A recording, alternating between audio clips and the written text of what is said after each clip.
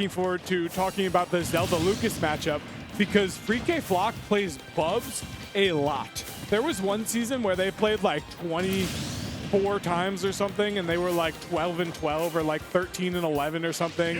Like those two players just go back and forth. So Free KayFlock has a lot of experience in this matchup, and these two have actually played a lot. I think they've played over 10 times as well, and Free KayFlock showcasing why he's proficient in this matchup because he has the winning record in this in these two head-to-heads. Right, I gotta say as well, as far as those high set counts go, I feel like eventually you don't look at those sets as a win-loss record. You look into every one of those sets as, okay, information gathering. Because at the end of the day, it sometimes just doesn't matter. It set counts like 70. It's like, who cares who wins at the end of the day? You're trying to learn.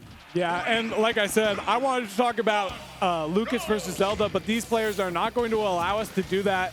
It is going to be R.O.B versus Steve on our screen. Now, this is a matchup that you see at the high level a lot. What R.O.B does very well in this matchup, breaking walls. I mean, you see it right there. The Nair gyro just breaks it nicely. But that is wood blocks, and as the set goes on, you could see better blocks, and R.O.B could have a tougher time. Yeah, but the thing is about you know, Steve and getting better blocks is that if you're a character like R.O.B and you're constantly putting on the pressure to Steve and Steve's walls, you're not going to allow them to get much mining going. Now, as I say that, Free KayFlock kind of stood on the other side of this of the stage and just let him do it. So it doesn't really come into context there. Yeah, gonna be real. I think it's almost impossible to just stop Steve from mining, but it could be possible to have you fall out of. I have not seen that a lot. Yeah. I'm thinking something, but I don't want to say it. You're thinking something. All right, well, we can get back to it if you want to. SmashBros just crafting diamond tools early on in this game, in this first stock. Sometimes you like to save it for the second stock, but I like SmashBros being aggressive, saying, this stock's gonna live, and I'm gonna get another diamond soon, so why not just craft it? Yeah, and then you see these diamond aerials, these frame data are coming out, and they're coming out strong for Steve. But we also have strong frame data on the side of R.O.B too. This is a dogfight right now, and we could see either side die at any moment. Yeah, we could, and this is a lead trap situation. Steve is so strong in those situations, but not quite able to get anything. Free KayFlock battling out of the stage very safely. Yeah, for sure, and you saw the block tab, like, I think there's like kind of a three-pronged setup that's kind of like a half L, and that might be the preferred setup for this set. Yeah.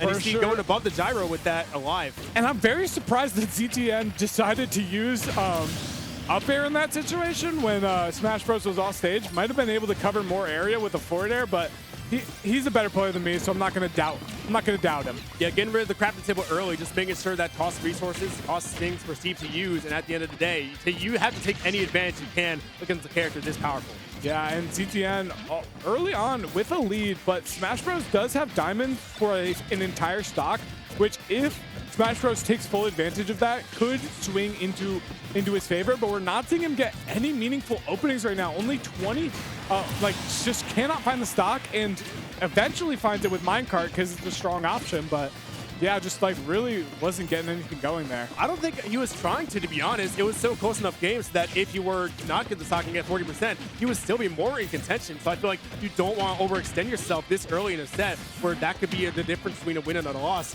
So I don't think he was trying to like go for a kill necessarily. He's trying to like get this resource set up, and then if he gets the kill, he can start phase 2. Yeah, for sure. Now a landing situation for Free KayFlock there. Gets down with the Nair, but watch Anvil.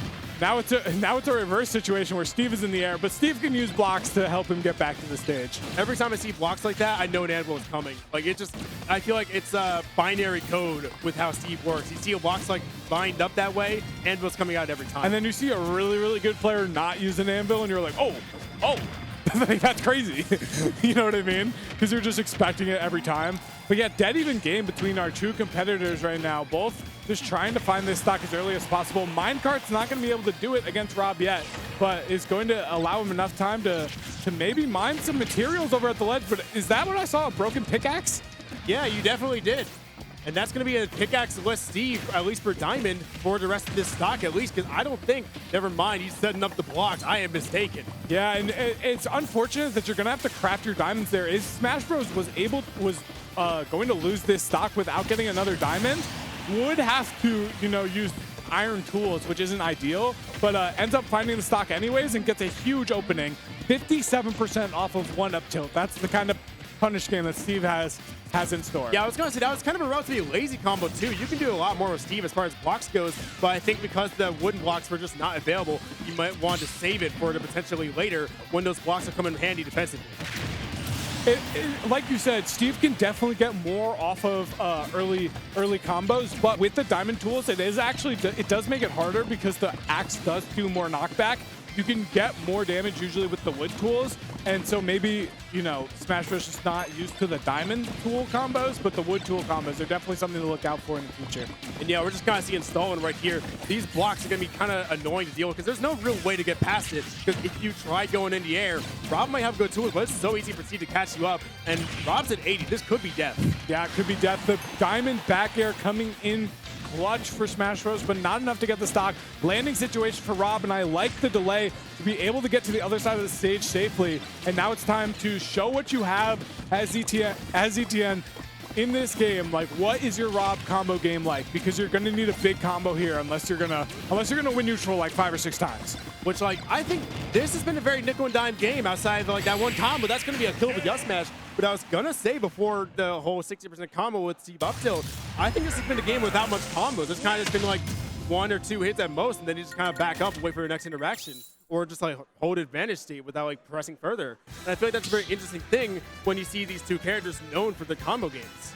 Yeah, it is interesting, and I feel like the difference maker in that game number 1 was the fact that SmashBros did get those combos. And when you're always going in a nickeling and diamond game against Steve, I feel like Steve always does better in those situations, especially when you allow the Steve to get diamond tools for all 3 stocks, because those aerials are doing like 18% on their own. You talked about the wooden tools, but just didn't even bother with the blocks. Yeah, maybe just doesn't know the good stuff. You know, SmashBros definitely got to go with the lab at that, but doesn't even need it in this set. Hey, you can't go to the lab in the middle of a game. Yeah, I know, but like, you know, it's just something to keep in mind for the future. But yeah, even without it, he is still getting those neutral openings, still getting a good amount of percent, and has a pretty big lead in this early game. Yeah, pretty much hitting him with the gameplay loop is setting up blocks, getting the hit, run back, get the blocks up, and then you have to deal with it. And then every time you get hit back, you just have to deal with the blocks again with a different setup, blows himself up. And I mean, that's all I can say about that. That is all you can say about that. And Free KayFlock is slowly getting back into this game, you know, slowly using those nickel and diming strategies like we saw before to get back into this game. And R.O.B's not bad at that, especially when you have those anti-zoning tools with the gyro, with the laser. But as soon as Steve puts up that wall, it feels like he gets 2 to 3 seconds to just mine freely. Honestly, yeah, and it really does feel like Steve, if Steve was running on tires with his like overall material and blocks and everything, it feels like he constantly gets to redo his tires, just like constantly get to do pit stops, and the opponent can't gain any time on it for it. Yeah. It's like a pit stop where, but the entire field is red flags. Yeah, and when you see top players like Spargo is one of the best players at playing the Steve matchup. You want to prevent that Steve from getting as many materials as possible, because that's what Spargo is so good at doing. But ZTN just not having very many opportunities with this R.O.B right now. Trying to get an up tilt into up air combo, but reads the defensive option and gets a back air instead. I was going to say, that block made it very odd for that, because like you don't really know how long it's going to last. You don't know if he's going to tech it or not. So just like, what do you do as the R.O.B player? You just kind of have to go for your bread and butter and you just air dodge off stage. Steve can live this, but it's still going to be vulnerable. Yeah, I feel like that was a weird option from SmashBros. Just magged in hands, and he is back on stage. Yeah, even though it was like weird for SmashBros to just kind of walk off stage in the face of off-stage pressure from the R.O.B, he ended up eating only 24%, which is not too bad. And now he has the stage advantage, and we're back to neutral again. Setting up the wall, setting up the mining, and we've got another diamond on stage. He could even refresh his diamond tools on this stock if he wanted to. Yeah, really, and he's got gold too, so you can get that plenty if the diamonds were not worked out, which I don't believe that to be the case, but he might be looking for some redstone next. Yeah, maybe looking for some redstone. Who knows, another diamond on play. Just has plenty of diamonds to go around for this entire game, and plenty of iron too. Imagine he gets diamonds. Another. Oh! That was a cool 2-piece. Oh, the minecart comes in swinging, but Free KayFlock with a nice reaction. Nice reaction and a nice back air from SmashBros. And we're going to see what Free KayFlock has in store does not look happy in the player cam. Yeah, I was gonna say as well, because like those blocks, he's already been proven that you can't just go that for free, because an S-Smash was on the way when that was trying to work for the grounded pressure on those blocks. So you can't just get away with that, and so you have to mix up your game. But at this point, you might be overcomplicating things. Just you're doing too much. Yeah, maybe doing too much, or maybe SmashBros is mining too much. You know, it just feels like every single time he's at the other side of the stage, he just gets so many materials, and then every time he gets an opening, he's getting a lot of percent, and we're not seeing ZTN get those classic R.O.B combos that we know the character for, and that's been the detriment in this set so far. Trying to find a KO option is SmashBros, trying to end the set at 2-0, but Free KayFlock is going to have a chance to answer back.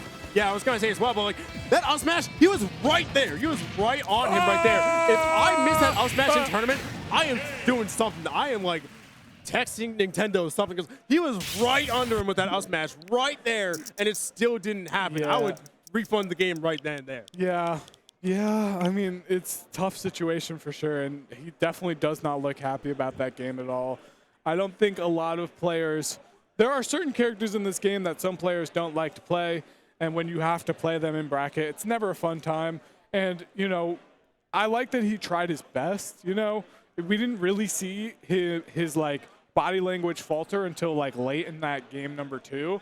But, you know, it was definitely unfortunate there towards the end when you just saw the head drop, and it was like SmashBros is probably going to win this set. And he moves on into the top winner side, top 16, if I'm not mistaken. So yeah, he says we're semis, and I would believe that's it. So SmashBros would be able to make it out. And also, this is what I thought of during the set, but I didn't want to talk about it. Yeah, for sure. And on stage right now, anyways, I believe that is Seal and Aloe. Yep, that is Seal versus Aloe.